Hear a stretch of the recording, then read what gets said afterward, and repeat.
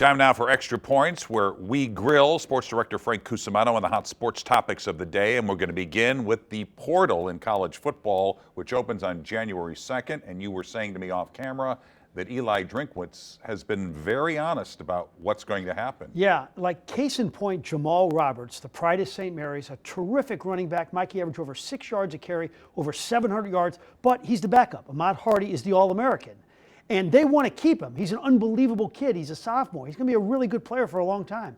However, if once he puts his name in the portal, he's going to make a lot more. And Drink was really candid. He simply said, we have a budget. We want to keep him, but we only have a certain amount to spend. And we don't have enough to spend to keep Jamal Roberts, a backup running back, here. But what does that say about the portal recruiting class that they're going to get? Because it's clear if they want to compete at the level they want to compete, they're going to have to get some players from the portal. Yeah, I think the quarterback situation is going to be really interesting because they like Bo Perbula, but they may like the quarterback at Nebraska a little bit more. So it's going to be like a cat and mouse game. I mean, last year, Mike, at this time, they were this close to getting Mendoza from Cal, who ended up in Indiana, who won the Heisman Trophy. So you don't want to alienate Bo Perbula because you want to keep him, but what if there's that shiny object out there for you to grab? And how did they do with the high school recruiting class? I saw where they ranked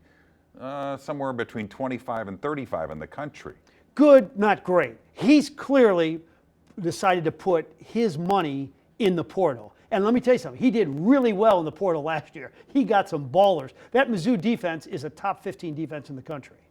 Can we talk a little bit about the emotional night last night at Enterprise Center? The Blues lost, unfortunately, again, but there was a lot of emotion because of the Kelly Chase speech. Yeah, hockey fights cancer night, and you think about it, that's Kelly Chase. Fighting, cancer, hockey, that's Kelly Chase. I texted him today and I just said, there's no person in St. Louis who could have energized and lifted that crowd like you did last night. He made them cheer, he made them cry, and we're talking about 2 minutes. With Garth on his right and Bernie Federko on his right also, and it's just so cool to see.